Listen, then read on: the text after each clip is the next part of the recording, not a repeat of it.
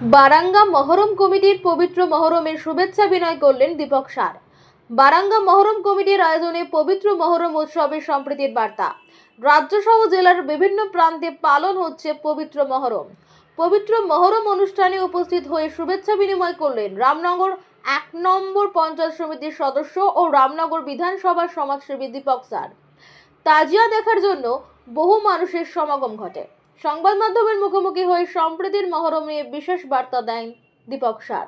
বারাঙ্গা মহরম কমিটির ব্যবস্থাপনা ও আয়োজনে পবিত্র মহরম উৎসব 2025 এই শুভ সন্ধ্যায় আমি প্রথমেই কমিটির সম্পাদক সভাপতি এবং সদস্যদের আমার পক্ষ থেকে শ্রদ্ধা শুভেচ্ছা অভিনন্দন জানাই। রামনগর বিধানসভা একটি সম্প্রীতির জায়গা। আমার খুব গর্ব অনুভব হয় এখানে একদিকে কালী পুজো, একদিকে মহরম। ইসলাম ধর্মের মানুষ যখন তাদের উৎসব হয় আমরা সেখানে আমন্ত্রণ পাই, সে ঈদ হোক কি মহরম হোক কি যে কোনো ধর্মীয় অনুষ্ঠান হোক। আবার অপরদিকে দেখবেন ইসলাম ধর্মের মানুষরা যখন আমাদের কালী পুজো, দুর্গা পুজো, সরস্বতী পুজো তখনও তারা সামিল হন। তাই আমাদের মধ্যে কোনো ভেদাভেদ নেই, ধর্ম যার যার উৎসব সবার। তাই মুখ্যমন্ত্রী মমতা বন্দ্যোপাধ্যায় সবসময়ই বলেন যে ধর্ম যার যার উৎসব সবার। সেই অঙ্গীকারকে পাথেয় করে আমরা রামনগর বিধানসভার মধ্যে বিভিন্ন ধর্মীয় অনুষ্ঠান যেখানে মহরম হচ্ছে আমরা যেখানেই আমন্ত্রণ পাই ওখানেই যাই, শুভেচ্ছা বিনিময় করি। তাই মহরম একটি শোকের উৎসব। তাই আপনারা জানেন যে 680 খ্রিস্টাব্দে ইরাকের ঐতিহাসিক কারাবালা ময়দানে ইমাম হোসেন সহ 72 জন সঙ্গীকে নৃশংসভাবে খুন করা হয়েছিল এবং সেই ইয়াজিদ বাহিনী, ইয়াজিদ গোষ্ঠী তারা ইমাম হোসেন সহ যে 72 জনকে শহীদ করেছিলেন তাদের স্মরণ করে রাখার জন্য প্রত্যেক বছরের ন্যায় এবছরও মহরম উৎসব পালন হচ্ছে।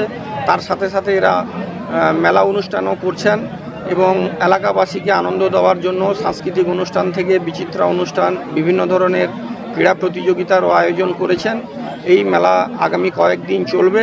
তার মধ্যে আমাদের পূর্ব মেদিনীপুর জেলা পরিষদের সভাধিপতি সম্মানীয় উত্তম বারিক মহোদয়ও উপস্থিত হবেন। তাই আমি চাইব সবাই একত্রিত হয়ে যাতে আমরা রামনগর বিধানসভার সম্প্রীতিকে আরও এগিয়ে নিয়ে যেতে পারি, এটাই আমাদের আহ্বান। যেখানে দাদা দেখা যাচ্ছে বিভিন্ন মহরম কমিটিতে ডিজে বাজানোর একটা অভিযোগ উঠছে, যেখানে হামিরপুরে দেখা গেল ডিজে মুক্ত মহরম উৎসব, তার সাথে সাথে হিন্দু মুসলিম সবাই মিলে আনন্দ উৎসবে মেতে উঠেছে। এটা কি বলবেন দাদা? না, আমরা ব্লক প্রশাসনের পক্ষ থেকে সমস্ত কমিটিকে আমরা বলেছি এবং পুলিশ প্রশাসন থেকেও বলেছেন যে 65 ডেসিবেলের বেশি সাউন্ড সিস্টেম বাজানো যাবে না। তবে অনেক কমিটি কথা শোনে না, তারা বাজাচ্ছেন। কিন্তু এই আমাদের বারাঙ্গা মুসলিম কমিটি দেখলাম যে তারা ডিজে ব্যবহার করছেন না, তারা গভর্নমেন্টের যে সার্কুলার বা গাইডলাইন আছে সেটা মেনে চলছেন। তার জন্য আমি তাদেরকে ধন্যবাদ এবং কৃতজ্ঞতা জানাই। রাজ্যের বিভিন্ন প্রান্তে পালিত হচ্ছে এই পবিত্র মহরম উৎসব। প্রতি বছরের ন্যায় এই সংস্থা পবিত্র মহরম অনুষ্ঠানের আয়োজন করে। ইসলামিক ক্যালেন্ডারের প্রথম মাস হলো মহরম, তবে মহরমের নবম এবং দশম দিনকে সবচেয়ে গুরুত্বপূর্ণ বলে মনে করা হয়। এই দিনে আশুরা নামে পরিচিত। এই বছর আশুরা 6 অথবা 7 জুলাই, তবে চাঁদ দেখার পরই সঠিক তারিখ ঘোষণা করা হবে। মুসলিমরা আশুরার দিনটিকে শোকের দিন হিসেবে উদযাপন করে, রোজা রাখে এবং বিশেষ প্রার্থনাও করে। কিন্তু আশুরার ইতিহাস এখানেই সীমাবদ্ধ নয়, বরং বেশ গভীর, যা কারবালার যুদ্ধের সঙ্গে জড়িত। রীতি নিয়ম মেনে পালিত হচ্ছে মহরম। আমরা 7-8 দিনের প্রোগ্রাম রেখেছি। আর একটা কথা হচ্ছে প্রাকৃতিক দুর্যোগ চলছে, তো তার মধ্যে যদি বন্ধ হয় তাহলে সেটাকে এক্সটেনশন করতে হবে। আর প্রোগ্রাম বলতে আমাদের সাংস্কৃতিক অনুষ্ঠান এবং বড় মাপের অর্কেস্ট্রা রয়েছে কলকাতা থেকে। অলরেডি আজকে 4 দিনের পড়েছে। কত বছর ধরে এটা রানিং চলছে অলরেডি 24 বছর, 22 বছর অলরেডি আমরা স্বীকৃতি পেয়েছি সরকারের। আপনাদের দেখা গেল এই উৎসবে হিন্দু মুসলিম সবাই মিলে আনন্দে মেতে উঠে। হ্যাঁ, আমাদের এইটাই ঐতিহ্য বারাঙ্গা যে এখানে কি কালী পূজা হোক কিংবা মহরম হোক, আমরা সব ধর্ম লোক সবাই আমরা একসঙ্গে বসে আনন্দ করি, মেলা করি, সব কিছু। এখানে কোনো জাতপাত নেই। আপনার নাম? আমি মহরম কমিটির সম্পাদক আমজাদ আলী খান। ইয়াজিদের 30,000 সৈন্যবাহিনী এবং অন্যদিকে ছিল হুসেন এবং তার ৭২ জন সঙ্গী। কারবালার যুদ্ধ বিকেলে শুরু হয় এবং ধীরে ধীরে হুসেনের সঙ্গীদের সংখ্যা কমতে থাকে। সন্ধ্যা নাগাদ হুসেন সম্পূর্ণ একা হয়ে যান।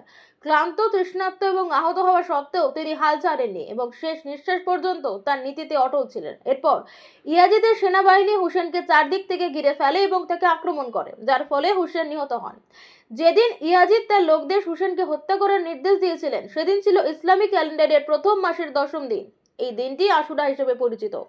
উপস্থিত ছিলেন বাড় সোলেমানপুর প্রাথমিক বিদ্যালয়ের প্রধান শিক্ষক অশোক প্রধান, কমিটির সভাপতি সিরাজুল সাহা, সম্পাদক আমজাদ আলী খান, সিরাজউদ্দিন খান, শেখ আতাউর রহমান, রঞ্জন তামলি সহ কমিটির সকল সদস্য ও অতিথিগণ।